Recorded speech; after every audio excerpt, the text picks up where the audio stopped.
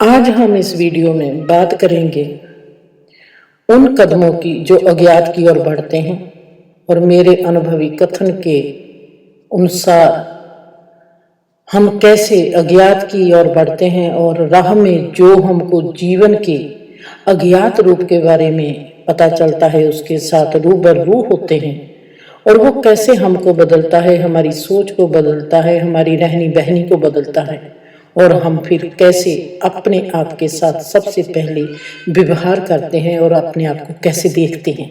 आज हम इस वीडियो में, जैसे पिछली वीडियो में कहा था अज्ञात की ओर वो कदम, आज है अज्ञात की ओर जब हम बढ़ते हैं तो वो अनुभव। हम अज्ञात किसको कहते हैं?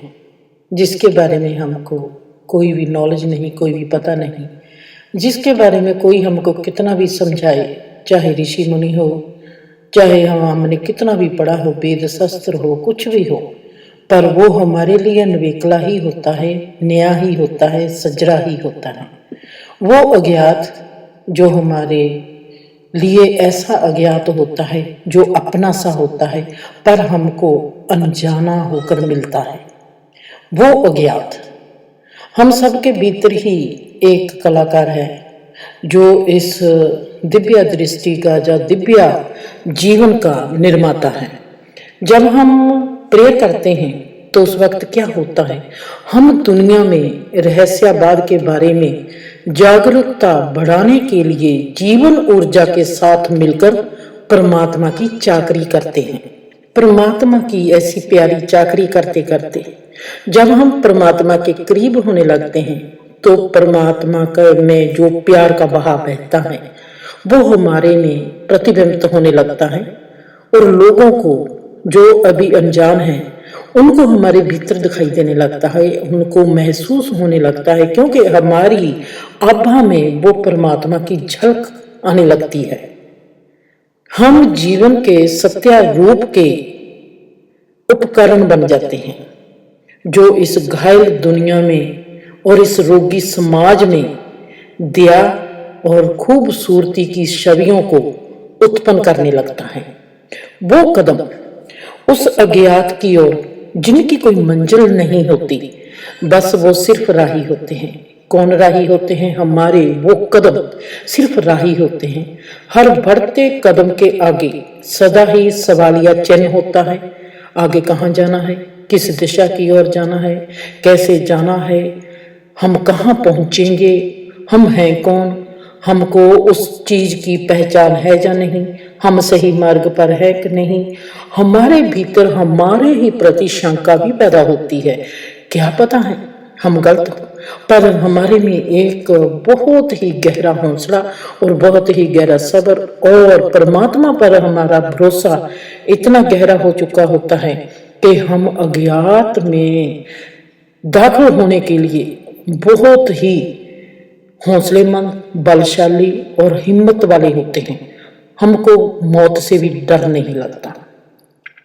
आगे क्या होना है, आगे क्या होगा, ये दिशा ठीक है, मैं ठीक दिशा की ओर जा रहा हूँ, कुछ भी पता नहीं होता मैं क्यों आगे जा रही हूँ। चाहे मेरा जीना गहन समर्पण की आगोश में ही पलता है, मतलब कि मेरा जीना, वो इंसान सोचता है चाहे मेरा जीना गहन समर्पण की आगोश में ही पलता है, फिर भी ये सवाल आते हैं।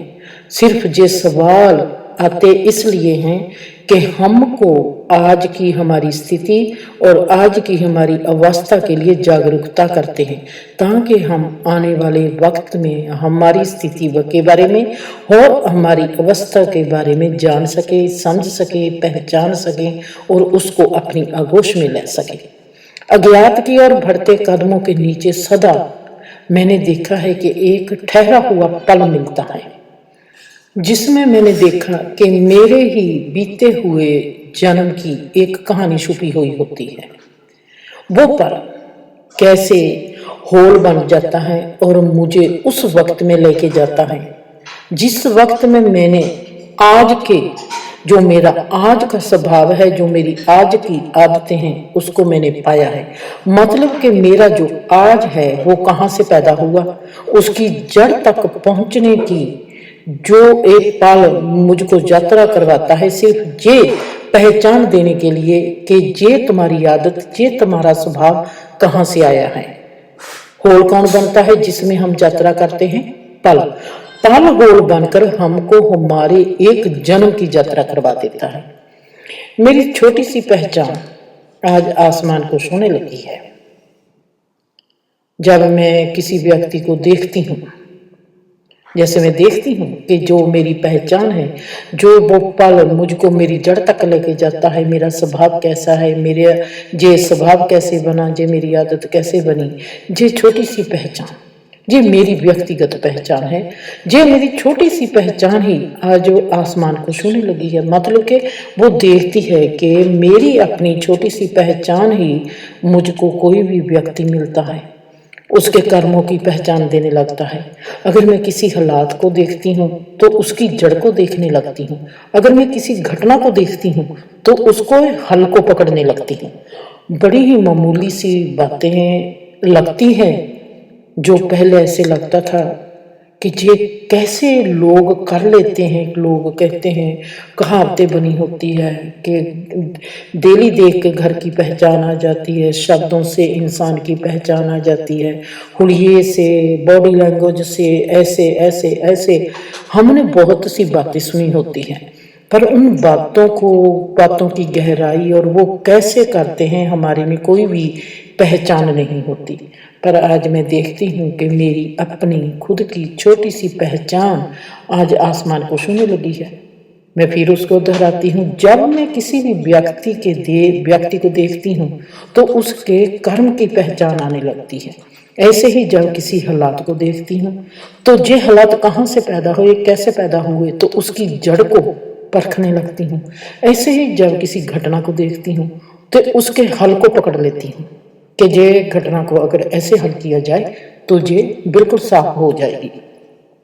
चाहे वो घटना मेरी है, चाहे वो घटना किसी की है, चाहे वो कर्म मेरा है, चाहे वो कर्म आपका है, चाहे वो हालात आपके हैं, चाहे वो हालात मेरे हैं। मैं देखती हूँ मेरे छोटे से निमाने कदमों की समर्था को समझ के ही मेरे में कैसे खालीपन भरता जाता है।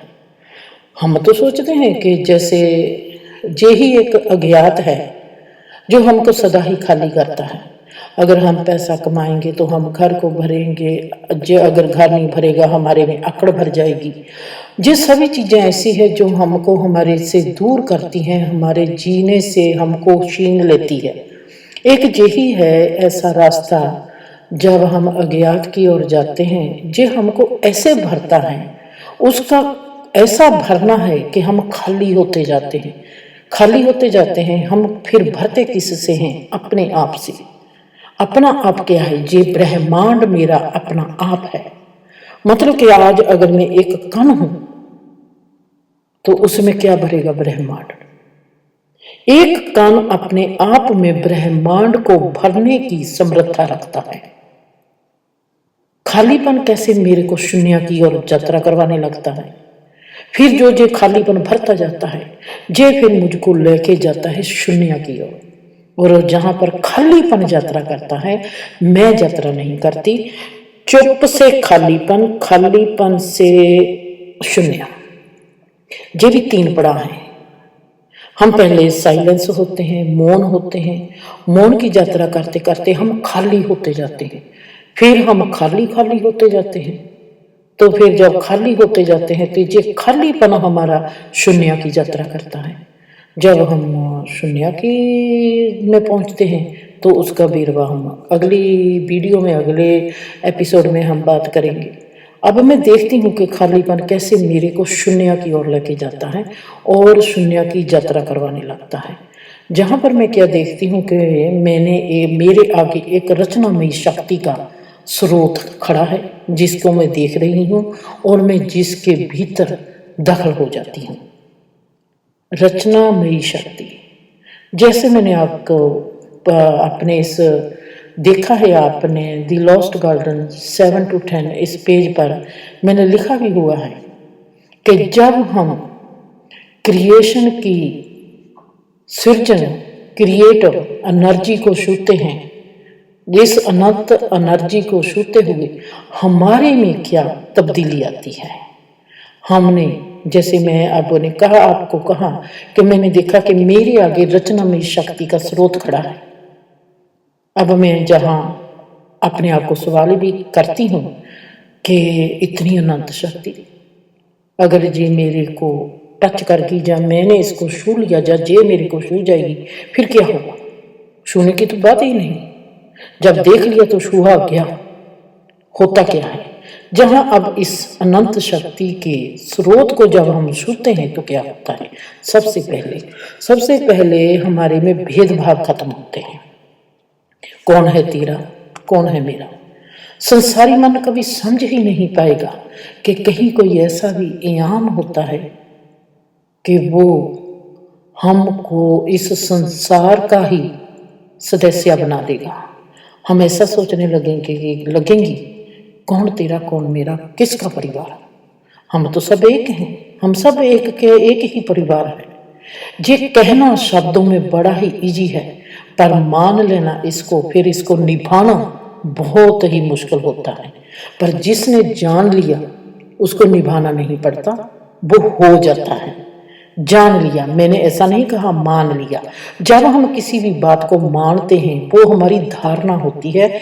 हम अपने स्वभाव के अनुसार, अपनी आदतों के अनुसार, जैसा वातावरण हमको मिला होता है उसके अनुसार हम जिस बात को मानते हैं वो हमारी एक धारणा है।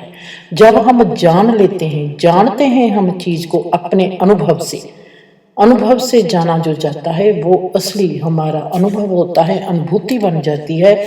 हमारा मानना हमारा स्वभाव नहीं बनता, हमारी समझ नहीं बनता, हमारा जानना हमारी समझ बन जाता है। जहां पर देखते हैं कि कौन है मेरा ते कौन है तेरा, संसारी मन जो कभी नहीं समझ पाएगा। चाहे हमने धार्मिक जगहों से सुना है, चाहे हम वेद ग्रंथों से पढ़ा है, पर भरोसा हमको तभी होता है जब कोई व्यक्ति उस डिमेंशन में दाखिल हो जाता है। कैसे ऐसे हो सकता है? ये सवाल हैरानगी से भरा जादूगरी होता है और गहरे राज को खोलता है कि होता क्या है जब हम अनंत शक्ति को छूते हैं। ठीक है कि भेदभाव खत्म हो गया, और क्या होता है?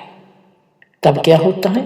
हमारे जो हदें बंदे होती हैं, सीमाएं होती हैं, धारणाएं की हो, सोच की हो, तेरे मेरे की हो, अपने पराई की हो, अच्छे बुरे की हो, मौत और जीवन की हो, कोई भी सीमाएं हो जीवन के प्रति, वो कितनी भी गहरी क्यों ना हो, वो सभी लोप होने लगती है, लोप हो जाती है। अवगुण तो पहले ही हमारे दूर हो गए थे। जब हमने खुद को सुंदर बनाने की कोशिश में या सुखी करने की पहल की, हमने अपने आज को मिटाना चाहा, अपने दुखी, अपने घुटन भरे जीवन से छुटकारा पाना चाहा, दुखों से छुटकारा पाना चाहा। सबसे पहला तो हमारा कदम वो था। अवगुण तो हमारे पहले कदम पर ही दूर हो गए थे। हमने अवगुणों को जानते जानते आज हमने गुणों की हद को देखना है। अब हमारे गुणों की हद मिटने लगी है। हम कहते थे हम धार्मिक हैं, हम कहते थे हाँ ये सब हमारे हैं। हमारे में एक गुणवत्ता काम करती थी। गुणवत्ता काम कैसे करती है वो अलग बात है। हम गुणों को मानते हैं इसलिए गुणवत्ता काम करती है। अगर हमको जैसे अवगुण हमारे में नहीं रहे, हम गुणों की चर्चा करते हैं और गुणों के अधीन होकर हम काम करते हैं, गुणों को मानते हैं तो ही तो हम गुणों को अधीन होकर काम करते हैं। अगर गुण ही ना हो फिर इस वक्त हमारे गुणों की जो हद है वो मिटने लगती है।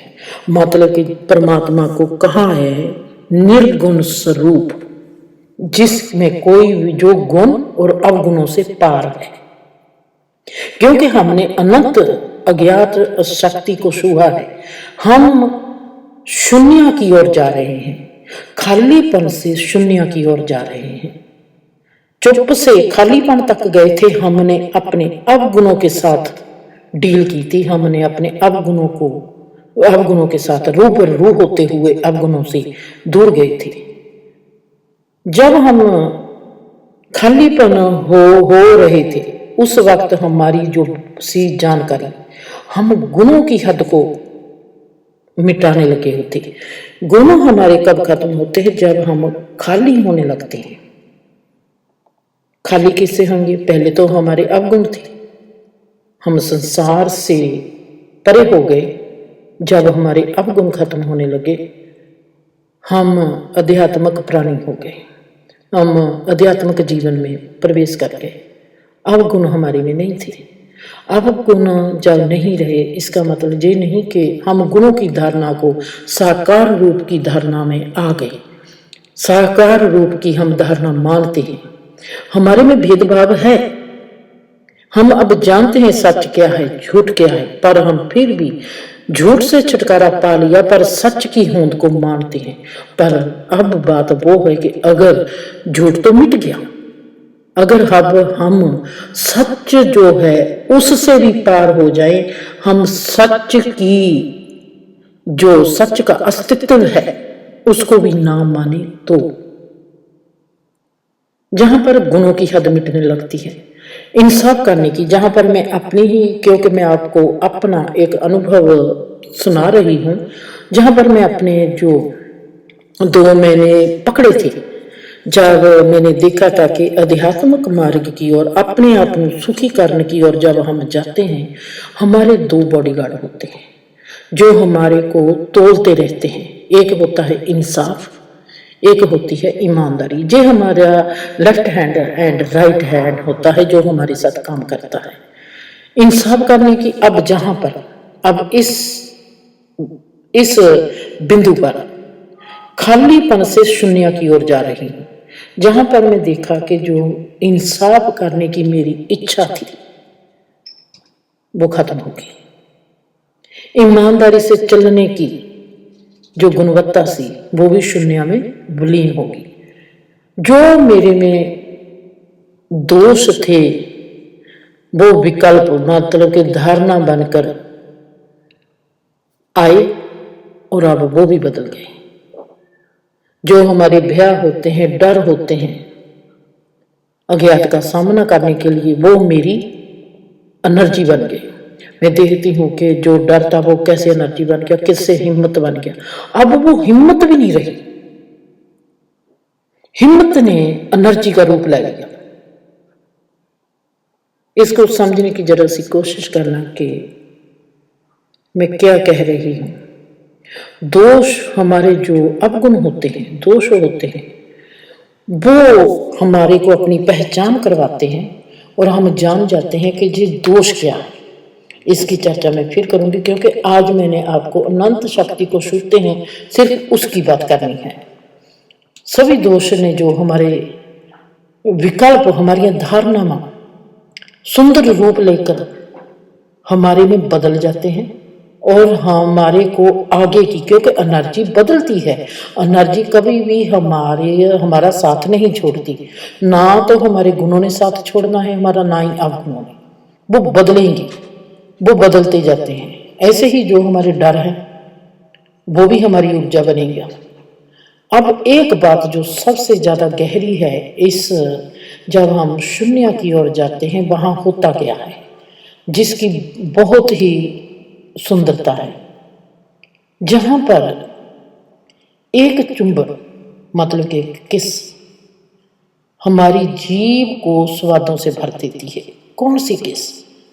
क्या वहां पर मियाँ बीवी होते हैं? क्या वहां पर लवर जो होते हैं? आपका अनुभव, आप में से बहुत से लोग ऐसे होंगे जिनको ये अनुभव हो चुका होगा कि हाँ, हमारा चुप के साथ भी प्यार होता है। जब हम चुप के निवासी बनते हैं, चुप के साथ भी हमारा आलिंगन होता है। चुप के साथ भी हमारे में बहुत सी ऐसी घटनाएं घटती हैं जो कि 2 प्रेमी के भीतर घटती हैं, जो जिस्म से जिस्म मिलता है उस वक्त घटती है। बहुत से ऐसे हमारे में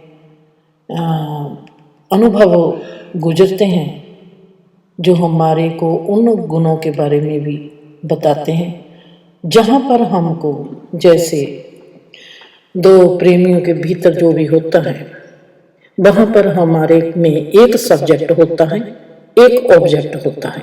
सब्जेक्ट को ऑब्जेक्ट चाहिए, ऑब्जेक्ट को ऑब्जेक्ट। हम एक दूसरे के लिए सब्जेक्ट भी होते हैं, ऑब्जेक्ट भी होते हैं।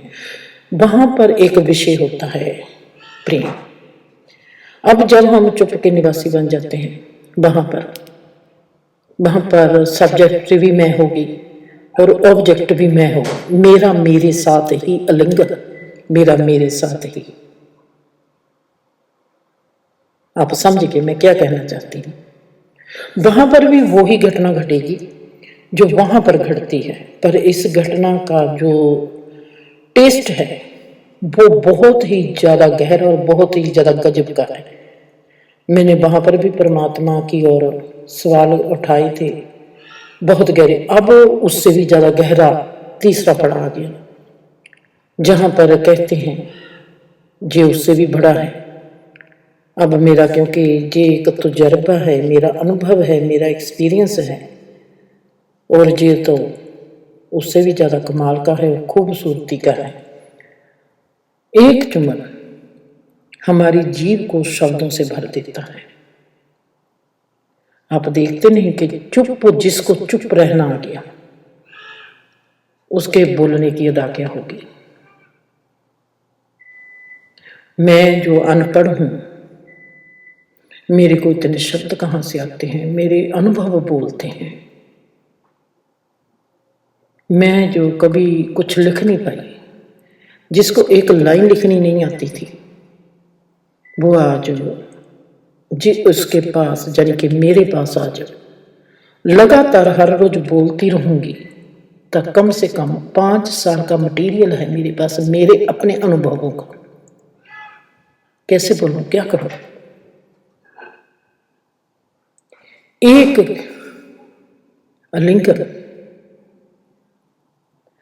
जीव पर ऐसा टेस्ट आता है जो शब्दों से भर जाता है, जो हमारे बोलने पर जीवंत हो उठते हैं। वहां पर एक घटना और घटती है। जैसे मैं अपनी स्किन पर इस पर हाथ फेरती हूँ, सलाती हूँ, तो वहां पर स्किन को अपनी को सला रही हूँ, अपनी बाह पर हाथ फेर रही हूँ, हाथ पर हाथ फेर रही हूँ, बाजू पर हाथ फेर रही हूँ, पांव पर हाथ फेर रही हूँ।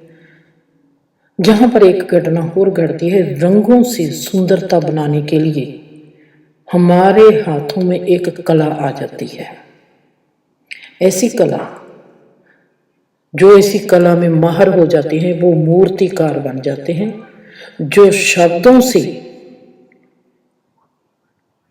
कलाकार बन जाते हैं वो फिलोसफर, या लिखारी, या अद्भुत और तरीकों से जहाँ जीवन को समझाने लगते हैं। जहां पर एक बात और होती है, जिन्होंने कभी आवाज सुनी है, उनके कानों में संगीत की आवाज गूंजती है, तो वो संगीतकार भी बन जाते हैं।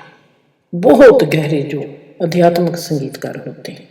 ऐसी अनंत ऊर्जा का हमारे में प्रवेश होता है। जो भी मैंने आपको जो बताया, ये जो प्रकृति है, ये हमारा प्रकृति में जो हमारा मानव, हमारा आदमियत, जहाँ कहें कि हमारा जो मनुष्य मानव मन है, उसका ये एक सिर्फ रूप मात्र है।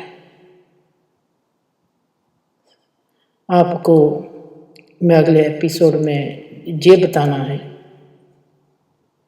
प्रतिक्रिया क्रिया के बराबर होती है। सबसे छोटे भार को सबसे बड़े भार को उठाने के लिए बनाया जाता है। कैसे? आपने इस बात को मैं फिर दोहराती हूँ, प्रतिक्रिया कोई भी हो वो क्रिया के बराबर होती है, और जो छोटा सा कोई भी भार हो, वो सबसे बड़े भार को उठाने के लिए बनाया जाता है। ऐसे नहीं कि बड़ा भार जो है वो छोटे भार को तो वैसे ही उठा लेगा, पर जो हमारी प्रकृति है, जो परमात्मा ने इस रचना को रचा है, वो इतना अनंत रूप में सिरजा हुआ है कि जहां पर मैं आपको कहती हूं कि सबसे छोटे भार को इसलिए बनाया गया है कि वो सबसे बड़े भार को उठाने के काबिल हो सके। खुश रहो, आबाद रहो, हंसते रहो, बसते रहो।